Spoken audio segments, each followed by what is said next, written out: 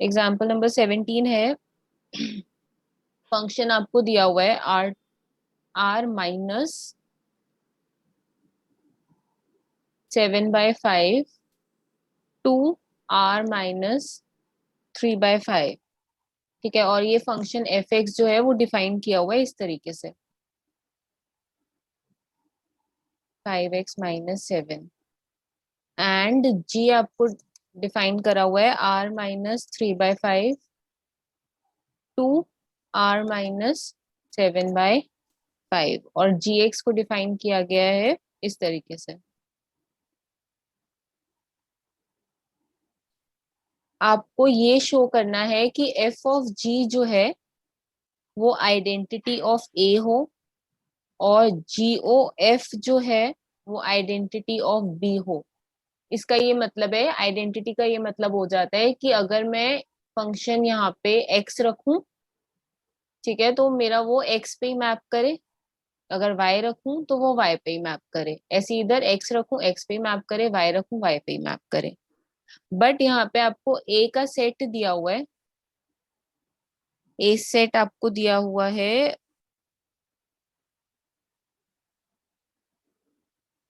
r-3/5, और B set है ये r-7/5। ठीक है, सो और ये गिवन है I of A X is equals to X है, और I of for B X is equals to X है, for all X belongs to B, and this is for all X belongs to A. ठीक है, ये सब तो बस अभी क्वेश्चन एक्सप्लेन किया है मैंने कि इस तरीके से डिफाइंड है फंक्शन जी, इस तरीके से है, हमें ये करना है शो, और हमें ए का सेट ए सेट दिया हुआ है, यानी कि this is the B set and this is A set, और यहाँ पे ये ए सेट है और ये बी, यानी ये ए टू बी डिफाइंड है, ये बी टू ए डिफाइंड है। ठीक है, इस तरीके का फंक्शन है। नाउ फर्स्ट ऑफ ऑल हमें G O F of G find करना है, तो हम जी ओ एफ फाइंड करेंगे। जी ऑफ एफ हम कैसे फाइंड करते थे, मैंने बताया था कैसे करूंगी। Ma'am ji F of x hmm, which is पहले जी का टर्म लिख देंगे ब्रैकेट में एक्स वाला। ब्रैकेट में ये जो एफ एक्स है ये पूरा हाँ एफ ये एक्स एफ उठा एक्स के। जी। यस। ठीक है, एंड नाउ नेक्स्ट स्टेप। अब जी में जहां जहां एक्स है उसकी जगह हम ये वैल्यूज पुट कर देंगे। एग्जैक्टली, तो हम इसको इसको सॉल्व करके देखो क्या आता है, करो इसको साथ साथ।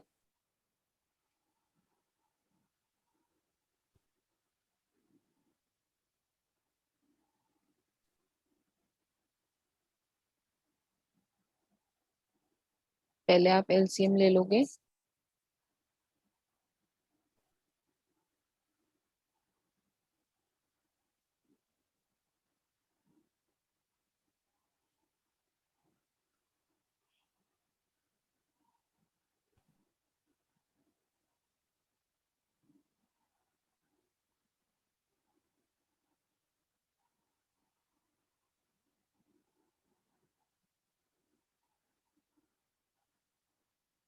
15x plus 20 minus of 5 is 15x and plus plus 21।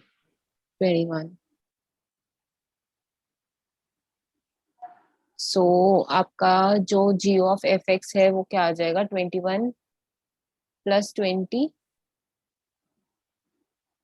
That is 41x upon, इससे तो ये कट जाएगा, 20 यस प्लस 20 21, प्लस 21 41। एक्स आ गया। Yes.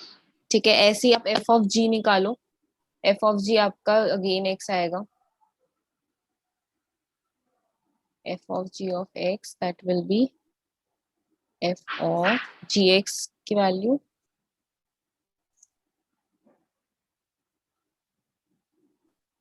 this will become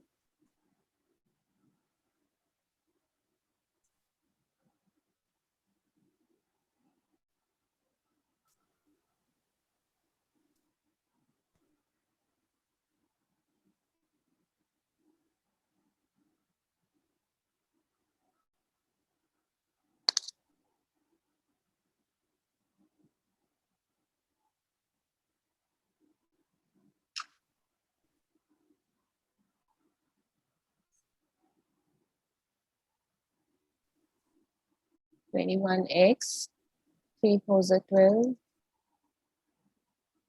plus 20x minus 12.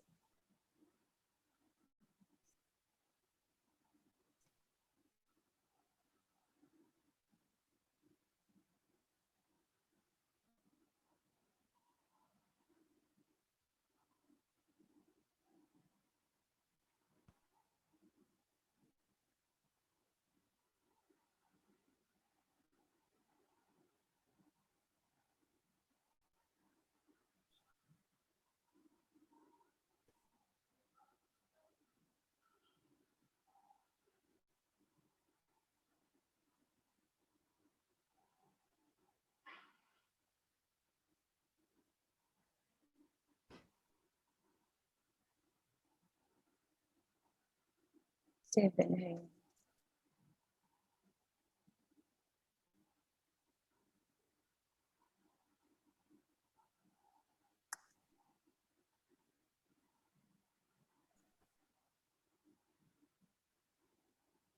This will become 41x again and this will be 41. Yes ma'am हो गया. So ये आ गया हमारा कि g of f(x) is equals to x है for all x belongs to, कहाँ x belong कहाँ करेंगे, अगर ये f का फंक्शन है तो x कहाँ belong करेंगे? मैम एफ f के फंक्शन में x कहाँ बिलोंग करेंगे? x डोमेन का पार्ट होता है ना और y को डोमेन का पार्ट होता है, तो x कहाँ डोमेन यस करेंगे? b में, ये b है ना, बी में. b टू a यस है ये फंक्शन और ये वाला a टू b था, तो b में बिलोंग करेंगे x, तो इसका मतलब x बिलोंग्स टू b। और जो हमारा f of g x is equals to x आया है उसके लिए हमारा जो x है वो कहाँ बिलोंग करेगा? वो g है, मतलब इसके लिए डोमेन देखेंगे ना, f ऑफ g है तो इसका डोमेन जो है यस ये मैम. वाला होगा, ये समझाया वो था ए लास्ट में हो क्लास में, जाएगा. वो a में हो जाएगा। ठीक है, तो ये a में हो गया। ठीक है, तो इसका मतलब हमें ये पता चल गया कि ये जो हमारी आइडेंटिटी आई है, मतलब x x पे मैप तो कर रहा है बट ये आइडेंटिटी किसकी है? ये आइडेंटिटी ऑफ b है जो हमें क्वेश्चन में प्रूव करना था, और ये वाला हो गया आइडेंटिटी ऑफ a। ठीक है, ये यस प्रूव मैम. करना था हमें। यस.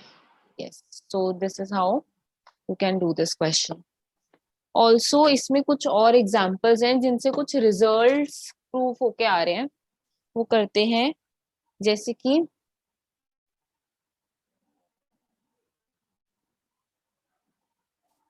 ये रिजल्ट्स बस आपको ना, मतलब ऐसे प्रूफ करने को तो नहीं आएंगे, बस आपको ये रिजल्ट्स बेसिकली याद रखने हैं। स्टिल एग्जांपल्स हैं तो इसको हम कर लेते हैं कि हम कैसे प्रूफ करके ऐसा ला रहे हैं, ऐसा शो कैसे हो रहा है। एग्जाम्पल है कि you okay. Have to show that if f from a to b and g from b to c are one one, मतलब ये दोनों जो है वन वन है, ठीक है, then we have to prove that g of f a to c is also one one, ये भी वन वन हो, ये हमें प्रूव करना है। ये टू प्रूव दैट है और ये ओके. हमें गिवन है कि ये वन वन है दोनों, राइट। तो अब हम क्या करेंगे, हमें पता है ये दोनों वन वन है, तो इसको प्रूव करना है वन वन, तो हम लेट करके चलेंगे x1 और x2 कोई दो ऐसे हैं जो इसके डोमेन में एग्जिस्ट कर रहे हैं, g ऑफ f के, g ऑफ f, हाँ, ये डोमेन में बिलोंग कर रहे हैं। ठीक है, तो हम यहाँ से स्टार्ट करते हैं यस. वन वन प्रूफ करने के लिए, कि हम इसको इक्वल रख देते हैं। ठीक है, okay ma'am. At the end अगर मेरा x1 is equal to x2 आ गया, यानी कि ये भी वन वन होगा, राइट। बट ये yes. x1 is equal to x2 कैसे आएगा, इसको मैं ऐसे लिख सकती हूँ,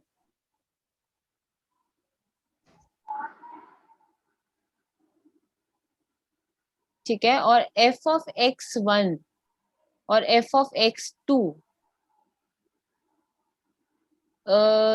मतलब कि अगर g जो है वन वन है, ठीक है, तो अगर g के अंदर कोई भी इस तरीके से होगा तो हम ये कहते हैं कि x is equal to y, जी. अगर वन यस. वन होता है तो यस मैं मैम. इसको इक्वल रख सकती हूँ f of x1 yes ma'am. Equal to f of x2। Similarly अगर f11 है तो मैं ये भी लिख सकती हूँ, therefore this is 11। ये समझ आया? Yes ma'am. ठीक है, तो इसका मतलब कि अगर हमारे जो दोनों फंक्शंस हैं वो 1 1 होंगे तो हमारा g ऑफ f भी 1 1 होगा। ठीक है, एक ये रिजल्ट है। यस।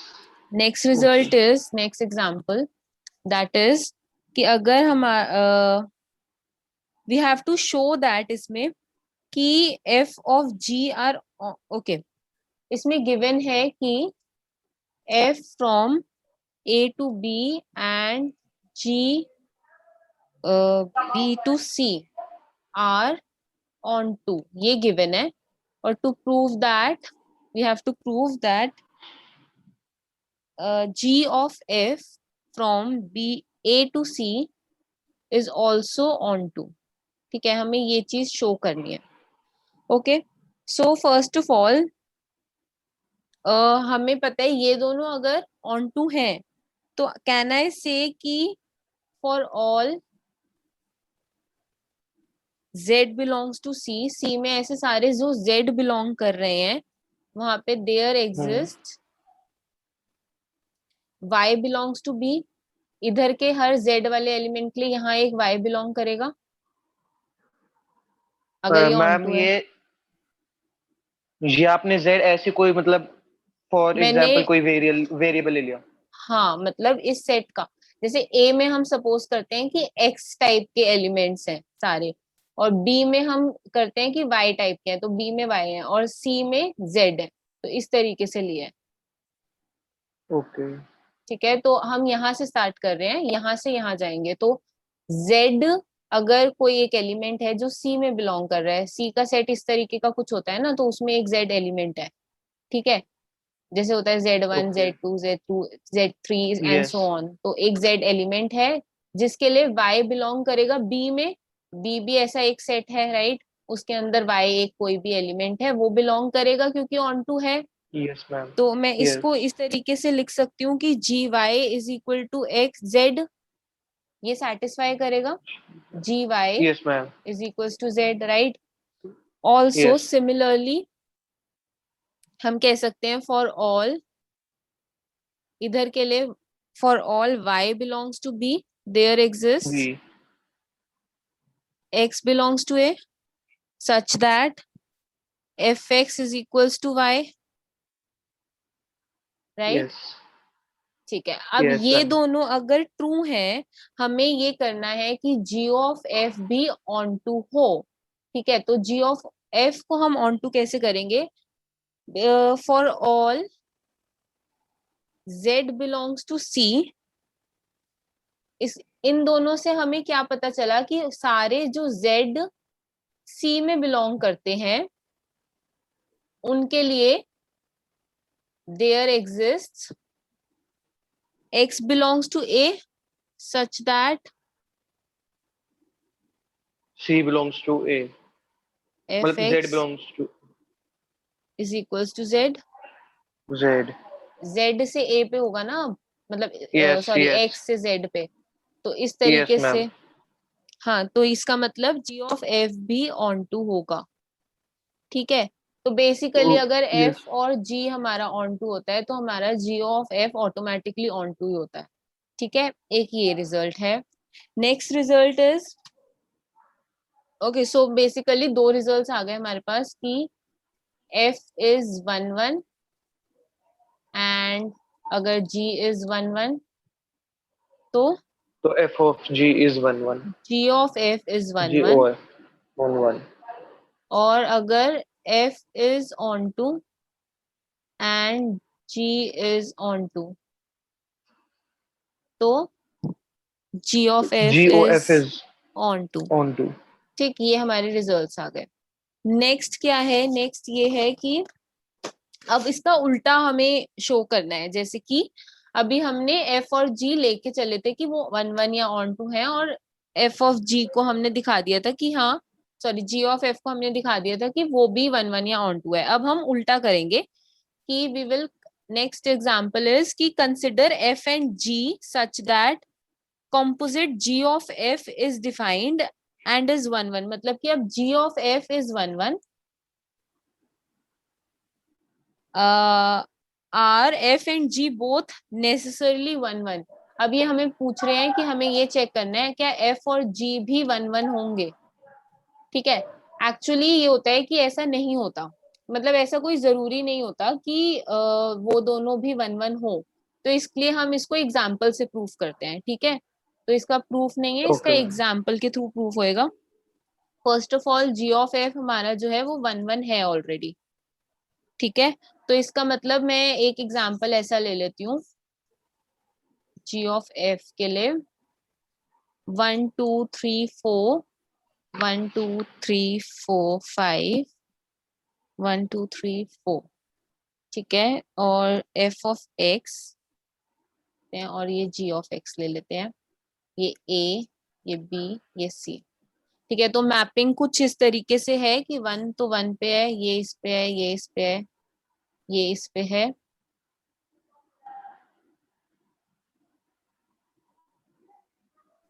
ठीक है. इस तरीके की मैपिंग है. ठीक है. इसका मतलब और हमें ये गिवन है ऑलरेडी कि g ऑफ f जो है वो तो 1 1 है ही है, यानी कि x के लिए सारे जो एलिमेंट हैं कि एक इमेज c में है. ठीक है. ये मतलब है. तो हम पहले तो वो चीज दिखा देते हैं कि 1 1 है g ऑफ f. तो g ऑफ f के लिए जब x जब 1 डलेगा तो उसकी वैल्यू क्या दे रहा है? 1 यस 1. इसको हम इस तरीके से भी कर सकते हैं जैसे हम करते थे, इस तरीके से कि f ऑफ 1 क्या है? f ऑफ 1 जो है 1 है, तो पहले मैं इधर वो वैल्यू डाल दूं. उसके बाद g ऑफ 1 क्या है? वो भी 1 है, तो उसकी वो वैल्यू. इस तरीके से भी कर सकते हैं, बाकी मैपिंग को देख के भी कर सकते हैं. g ऑफ f 2, 2 भी कहाँ मैप हो रहा है? टू सीधा 2 पे. g ऑफ f 3, वो भी कहाँ मैप हो रहा है? 3 3 पे. g ऑफ f 4 कहाँ मैप हो रहा है? 4 4 पे. इसका मतलब हर एक x के लिए एक y एग्जिस्ट कर रहा है और एक डिफरेंट y है, मतलब वन एंड ओनली वन है इमेज, है ना, x की. इसका यस मतलब g मैम ऑफ f तो हमें गिवन हो गया कि हाँ वो 1 1 है. राइट. बट अब आप यहाँ पे ये देख सकते हो कि f ऑफ x भी 1 1 है, कि उसकी भी एक एक इमेज ही है.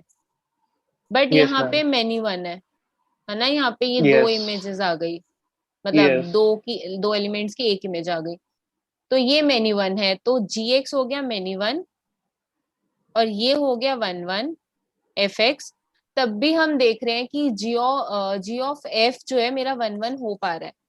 सो ऐसा जरूरी भी नहीं होता कि अगर g ऑफ f मेरा 1 1 है तो मेरे दोनों फंक्शंस क्या कहते हैं 1 1 होंगे या होंगे. एक कोई ऐसा भी हो सकता है जो 1 1 ना भी हो. ठीक है. उल्टा मतलब ट्रू यस नहीं है मैम उसका. ओके. ओके ऐसे ही एग्जाम्पल मैम एक नेक्स्ट. सेकेंड मैम हाँ. मैम जैसे अगर इसमें हम ये मैपिंग को देखें तो जो एफ ऑफ एक्स फंक्शन है वो ऑन टू होगा. F of x function onto नहीं है ना, क्योंकि उसका फिफ्थ एलिमेंट नहीं आ रहा, इंक्लूडेड नहीं है. Okay hmm. ठीक है ma'am so next example onto के लिए उल्टा वाला है. जैसे कि अगर एक सेकेंड. जैसे कि अगर जी ऑफ एफ जो है वो ऑन टू हो. ठीक है. तो हमें ये देखना है क्या एफ और जी जरूरी है कि वो भी ऑन टू होंगे या होंगे? होंगे ही. अगेन वही एग्जाम्पल लेते हैं. 1 2 3 4 1 2 3 4 5 1 2 3. Okay. A B C f x g x, ये एग्जाम्पल लिया है. इसकी इमेजेस ये हैं.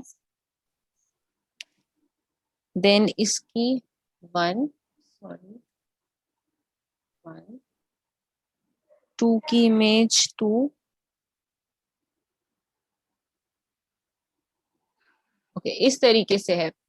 सो नाउ इधर आप अगेन आप ये देख सकते हो कि जी ऑफ एफ यानी कि सबसे पहले जी ऑफ एफ एक्स की वो क्या होगा, मैपिंग मतलब कौन से सेट से कौन से सेट पे है, मतलब डोमेन क्या है, रेंज क्या है इसका, बी टू जी ma'am of G F. Of F हाँ, C to A. C to A sure. मैंने आपको बताया था लास्ट क्लास में कि एफ एक्स जैसे यहाँ पे लिखा होता है ना, मतलब मैं इसको ऐसे लिख सकती हूँ। हाँ तो एफ डोमेन है, एफ डोमेन है हाँ, हमारा। एफ का जो डोमेन होगा वो डोमेन होगा, यानी कि हम्म। ए इज द डोमेन, एंड जो जी का कोडोमेन होगा वो इसका कोडोमेन होगा। ठीक है, तो ए टू सी मैप कर रहा है ये, तो हमें देखना है कि यस। क्या सी के सारे एलिमेंट ऑक्यूपाइड हैं। ठीक है, ये चीज चेक करनी है। तो वैसे तो मैपिंग में बहुत क्लियरली दिख रहा है कि सारे एलिमेंट्स ऑक्यूपाइड हैं, बट स्टिल इसको अगर मैं इस तरीके से करूं कि जी ऑफ एफ वन निकालूं पहले, तो that is mapping onto one. G of f one two निकालूं तो that is mapping onto two. G of f three निकालूं तो वो थ्री पे है, एंड फोर वाला भी थ्री पे है, तो यानी कि ऑन टू तो ये है। ठीक है, ऑन टू यस तो ये मैम। है बिकॉज सारे एलिमेंट्स कवर हो रहे हैं। फाइन, बट क्या एफ और जी दोनों ऑन टू हैं? दिस इज ऑन टू, नहीं मैम, एफ क्योंकि नहीं जी है, के, एफ हाँ नहीं है। हाँ, this is not onto, क्योंकि यहाँ पे जो फाइव है वो लेफ्ट आउट है। F five hmm. पे कोई भी मैपिंग नहीं है एक्स में से, डोमेन में से एफ एक्स के, बट जी एक्स का पूरा codomain is equal to range है, राइट। तो इस वजह से वी यस। कैन से कि अगर जी ऑफ एफ जो है वो ऑन टू है, तो ऐसा जरूरी नहीं है कि एफ और जी दोनों के दोनों ऑन टू होंगे। ठीक है, ये आपके कुछ यस मैम। रिजल्ट्स थे। इसके बाद आपका है इनवर्टिबल फंक्शन। ठीक है, इनवर्टिबल फंक्शन है,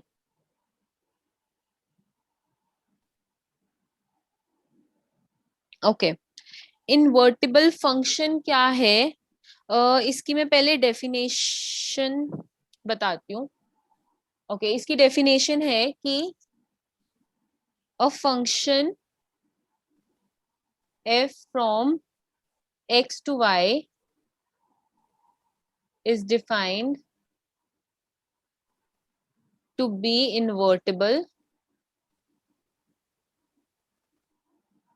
if there exists a function g from y to x such that g of f is equal to ix, मतलब identity of x, and f of g is equals to identity of y, तो the function g is called inverse of f. अभी I will explain. Function g is called inverse of f and is denoted by g inverse. Okay.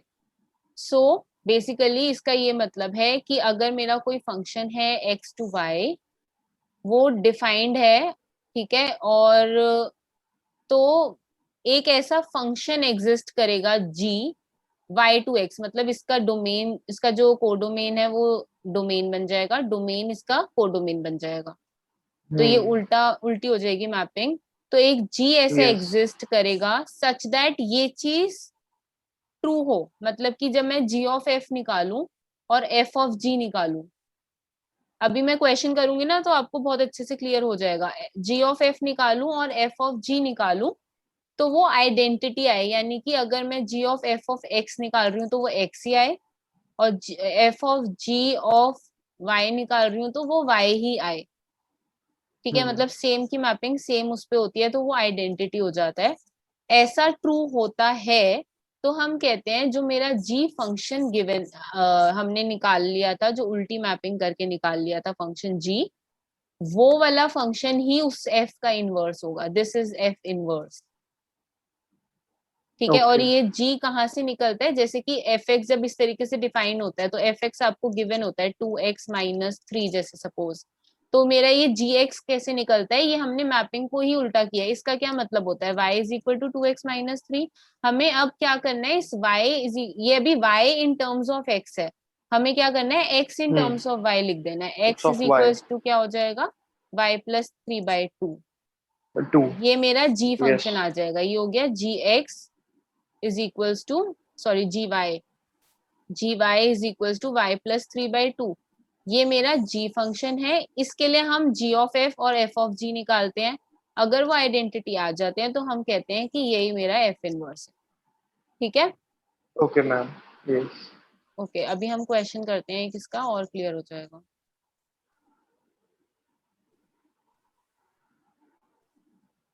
Okay, it's example.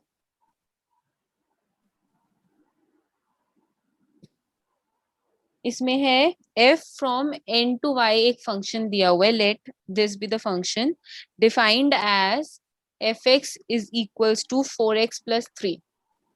इस तरीके से define किया हुआ है, where y set को इस तरीके से डिफाइन किया हुआ है।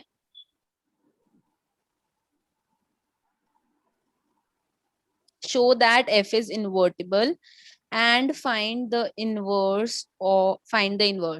इसको पहले शो करना है कि वो इन्वर्टिबल है f, और इनवर्स फाइंड करना है। एक और चीज, हमारा जो फंक्शन है वो इन्वर्टिबल तभी होता है जब वो बाइजेक्टिव हो, यानी कि f जो है इन्वर्टिबल तभी होगा जब वो बाइजेक्टिव हो। तो एक और रिजल्ट इससे ये आ जाता है कि f is bijective implies it is f is invertible. Bijective मतलब कि 1 1 और ऑन टू दोनों चीजें हैं तो वो ऑन टू इन्वर्टिबल दोनों। होगा। यस।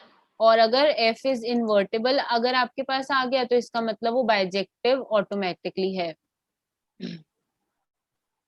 f is bijective. ठीक है, ये दोनों चीजें ट्रू है। Okay ma'am. ओके, सो यहाँ पे अभी हमें इसका इनवर्स निकालना है। तो हम क्या करेंगे, सबसे पहला स्टेप सबसे पहले ये जो मेरा एफ एक्स है इसको मैं कैसे लिख सकती हूँ, एफ एक्स को ये लिखा, इसको मैं कैसे लिख सकती हूँ, y is equal to 4x+3। x+3। Yes. ठीक है, और मुझे पता है कि ये f जो है n टू y है, राइट। तो अब इसको मैं सबसे 3 पहला, हाँ इन मैम इसका इनवर्स होगा 3 - y/4।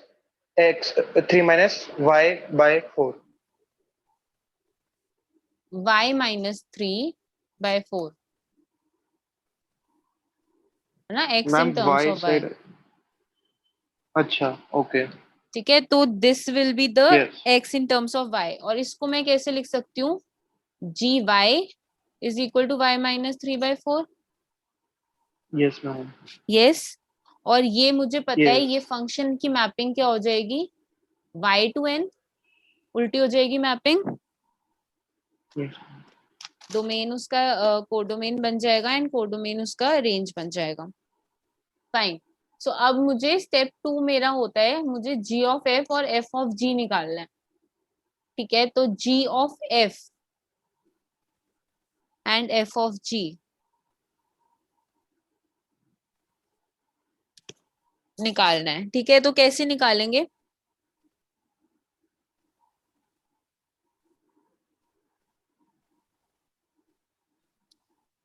एक और चीज इसमें कि f ऑफ g के यहाँ पे मैं ब्रैकेट में क्या लिखूं, x या y, किस में x लिखूं और किस में y लिखूं, ये कैसे पता चलेगा। मैम f ऑफ g में y आएगा, g ऑफ f में x आएगा। वेरी गुड, क्योंकि g का जो डोमेन है वो y था तो इसलिए यहाँ पे y आएगा, यस। और f का जो डोमेन था यहाँ x वाले एलिमेंट्स हैं उसके अंदर तो इसलिए वो x आएगा। ठीक है, इसलिए यहाँ पे x आया। Yes fine. मैम। अब मुझे इसको इज इक्वल टू y लाना है और इसको इज इक्वल टू x लाना है, तब हम मानेंगे कि वो आइडेंटिटी आ गया और हमारा जो ये निकला था वही इनवर्स है। ठीक है, तो वही निकालना है, f ऑफ g निकालो, कैसे निकालेंगे, 4 whole bracket y-3/4 + 3। f is okay, +3। तो आ ही रहा है आपका y, यस। ऐसे ही आपका g ऑफ f है,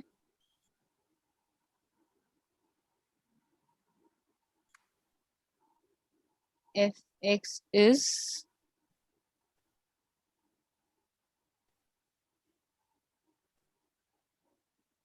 4x plus 3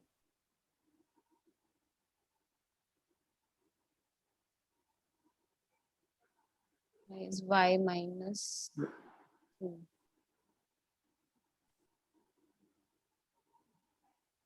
By 4.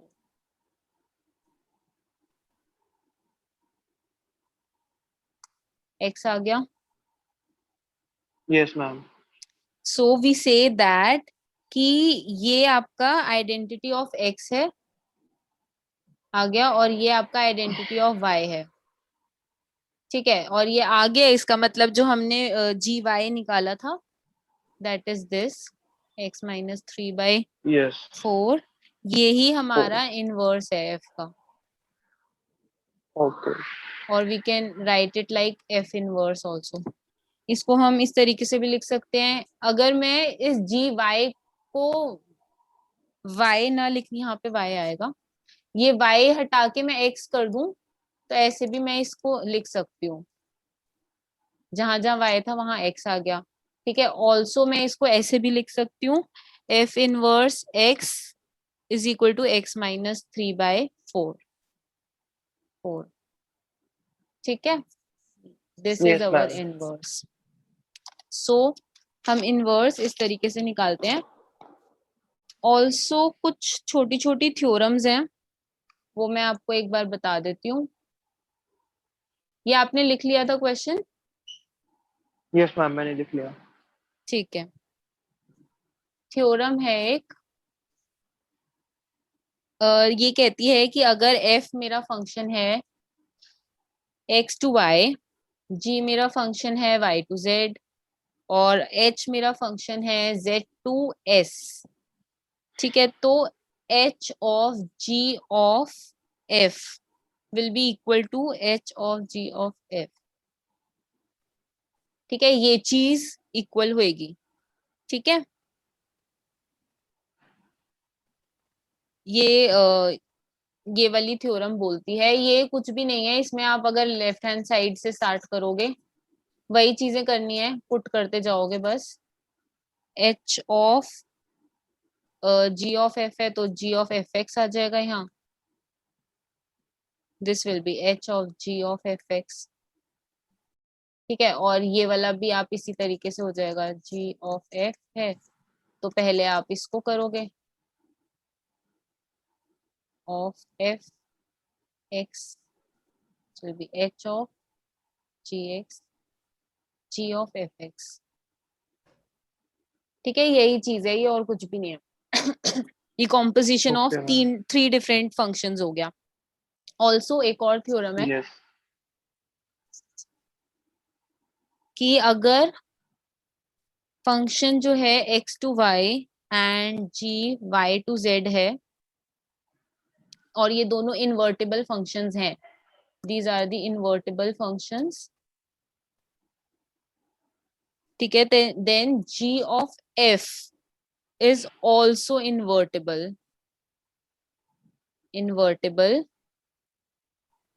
with, अगर ये g ऑफ f भी हमारा इन्वर्टिबल हुआ तो इसका जो g ऑफ f का इनवर्स है हम इस तरीके से निकाल, g ऑफ f का इनवर्स हम इस तरीके से निकाल सकते हैं, f inverse of g inverse. ठीक है, इस तरीके से भी निकाला जा सकता है जब हमें पता है कि ये दोनों इन्वर्टिबल हैं, तो g ऑफ f का इनवर्स इस तरीके से निकाला जा सकता है. ठीक है, Yes, ma'am. ओके. एक एग्जाम्पल कर लेते हैं इनवर्स का. अभी तक क्लियर हुआ आपको सब कुछ जो बताया मैंने, इनवर्स Yes, ma'am. वगैरह Yes, सब? ma'am. ठीक है, फाइन. Yes. ओके, एक एग्जाम्पल है. You have to consider a function f from 1 2 3 का set to a b c, और आपको g डिफाइंड है a b c से लेकर एप्पल बॉल एंड कैट पे ये सेट है, और आपको ये सब चीजें गिवन है। F1 is equal to A, F2 is equals to B, F3 is equals to C, G of A is equals to apple, G of B is equals to ball, and G of C is equals to cat. ये चीजें आपको question में given है, आपको show करना है कि F, G and G of F are invertible. Find out F inverse, G inverse and G of F inverse and okay. आपको ये पहले तो ये शो करना है कि F, G and G of F ये invertible हैं. Also you have to find F inverse, G inverse and G of F inverse. ये चीजें आपको फाइंड करनी है, सच दैट जो हमने अभी पीछे थ्योरम पढ़ी थी कि G of F का इनवर्स जो है F inverse of G inverse हो जाए. ठीक है, ये तो बस क्वेश्चन है अभी. ठीक है, क्वेश्चन क्लियर है आपको? Yes ma'am. ठीक है. इसका सॉल्यूशन कैसे होगा? फर्स्ट ऑफ ऑल जो हमारा फंक्शन f है वो किस तरीके से डिफाइन हुआ है, पहले उसको मतलब उसको देखते हैं. पहला नंबर तो हम ये देखेंगे कि चलो पहले f से स्टार्ट करते हैं. ओके, f हमारा है, अगर मैं इसको a ले लूं, इसको b ले लूं, b ये c हो गया, तो फंक्शन मेरा a टू b डिफाइंड है f, और मेरा f है 1 2 3 और b है a b c. F1 जो है a पे मैप कर रहा है, F2 जो है b पे मैप कर रहा है, F3 जो है वो c पे मैप कर रहा है. ठीक है, यू कैन सी कि ये जो यस मैम. f है ये 1 1 भी है, ऑन टू भी है. यस. 1 1 भी है और ऑन टू भी है, इसका मतलब f तो इन्वर्टिबल है. ठीक है, ऐसे ही आप g के लिए तो इसका अगर f इन्वर्टिबल है तो f इनवर्स एग्जिस्ट करेगा. और f इनवर्स यस मैम. कौन से सेट पे? ए f अगर a टू b था तो इसका क्या डोमेन और रेंज होगा f इनवर्स का? मैम वो B to A हो जाएगा. b टू a हो जाएगा, मतलब a b c टू 1 2 3. ठीक है, तो आप पूरा भी लिख सकते हो. ओके, f इनवर्स हमारा इसका मतलब एग्जिस्ट करेगा. ऐसे ही आप g का देख लो. g का जो हमारा सेट गिवन है that is b to c. ठीक है, और उसकी मैपिंग करके देखते हैं कि 1 1 एंड ऑन टू है या नहीं. Yes ma'am, both 1 1 and on 2 होगा. 1 1 एंड ऑन टू है यानी कि इन्वर्टिबल भी है. ठीक है, आप पूरा उसका यस मैम. डायग्राम बना के कर सकते हो. हाँ, तो इसका और मतलब inverse C invertible. to A हो जाएगा. C to B. एग्जैक्टली, तो g इनवर्स जो एग्जिस्ट करेगा वो c टू b हो जाएगा. C to B. हाँ, अब हमें निकालना है g ऑफ f. तो g of f 1 will be equal to, यानी कि हम g ऑफ f के x में f का डोमेन डालेंगे, राइट? f का जो डोमेन है 1 2 3 वो डाल के देखेंगे और यस देखेंगे कि मैम. उसकी मैपिंग किस पे आ रही है, कि वो क्या दे रहा है हमें कोडोमेन में, राइट? तो F1 डाल यस के मैम. देखा तो हमें क्या मिल रहा है F1 पे. F1 इज हमारा A, G of A is Apple. तो इसी से मुझे पता चल गया, सारे करने की जरूरत ही नहीं है, कि मेरा G ऑफ F जो है किस पे मैप कर रहा है? 1 से एप्पल पे आया है, 1 से एप्पल पे आया है, तो कौन से सेट पे किससे मैप कर रहा है? Ma'am A to C. A to C. आप सारे एलिमेंट्स भी करके देख सकते हो तो यही आएंगे. ठीक है, A टू C यस. ये हो रही है A टू C मैपिंग, और 1 1 है, ऑन टू भी है, यस, तो इन्वर्टिबल भी. इनवर्टिबल भी है. फाइन. तो अब G ऑफ F इनवर्स जो है उसकी क्या मैपिंग होएगी?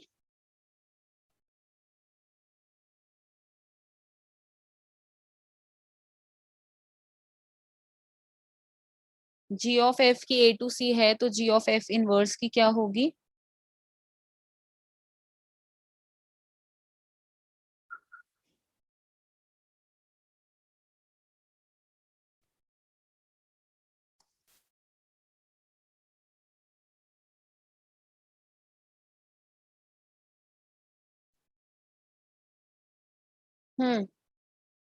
जी ऑफ एफ की ए टू सी है, तो जी ऑफ एफ इनवर्स की क्या होगी, C to A.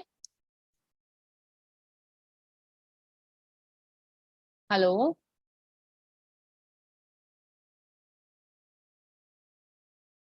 Okay, it will be C to A. So हम अगर जी ऑफ एफ इनवर्स निकालेंगे, that will be F inverse of G inverse. अब ये शो करना है हमें, कैसे करेंगे शो।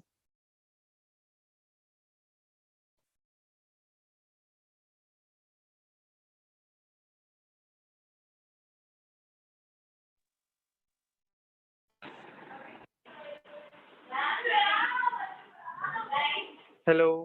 हेलो, हाँ जी, इसको कैसे शो करेंगे अब।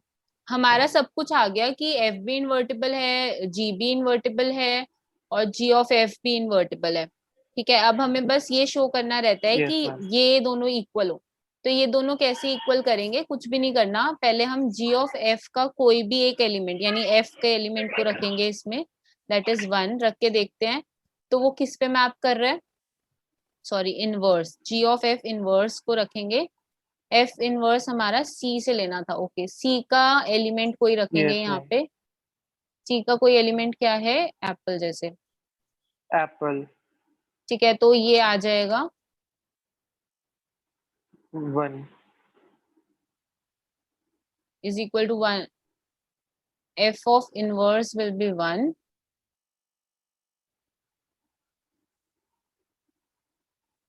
मतलब इसकी मैपिंग जो है सीधा जी के उस पे होएगी ना, जी के कोडोमेन, जी के कोडोमेन से एफ के ए पे, तो दैट इज 1।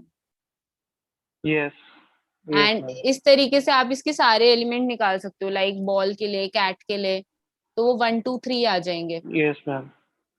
ठीक है, तो आपको ये आ गया। उसके बाद अब आप F inverse of G inverse निकालोगे, मतलब आपने एलएचएस निकाला, अब आप आरएचएस निकालोगे।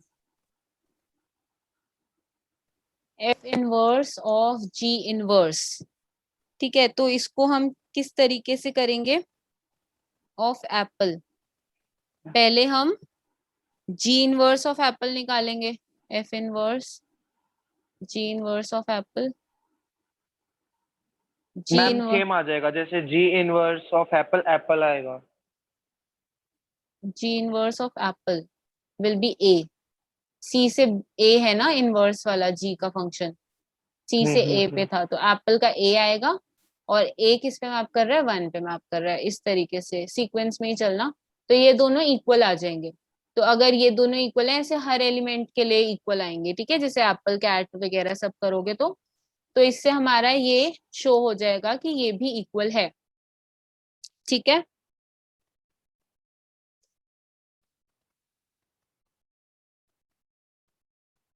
ओके, क्लियर है आपको ये इन्वर्टिबल अच्छे से। Yes ma'am. Yes ma'am. Yes ma'am. Okay fine, ठीक है, तो अभी मैं आपको इसके क्वेश्चंस बता देती हूँ कि आप कौन से कर सकते हो।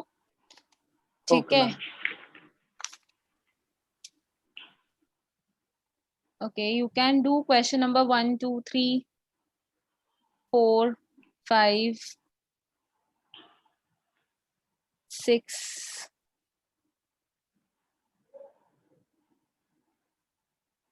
7 8, 8 तक कर लो। ठीक है, हो जाएंगे, बाकी कोई डाउट आएगा तो मैं बताऊंगी नेक्स्ट क्लास में। ठीक है, ओके मैम। बाकी फिर क्लास में करेंगे। And so thank you students for watching the video. Please अगर आपने अभी तक सब्सक्राइब नहीं करा है चैनल को तो प्लीज़ सब्सक्राइब कर लीजिए, प्लीज़ लाइक करो और शेयर करो इन्हें सारे स्टूडेंट्स के साथ, सो दैट उन्हें ईजिली जो कंसेप्ट हैं जिनको बहुत उन्हें डिफ़िकल्ट लगते हैं वो ईजिली समझ आ जाए। Also please go and read the description, जिसमें मैंने सारी डिटेल्स दी हुई हैं अपनी कोचिंग सेंटर की और अपनी मेल आईडी। अगर आपको कोई डाउट है तो आप मुझसे पूछ सकते हो उधर। ऑल्सो आप कमेंट कर सकते हो अपने doubts. So thank you for watching the video. We'll meet in the next video.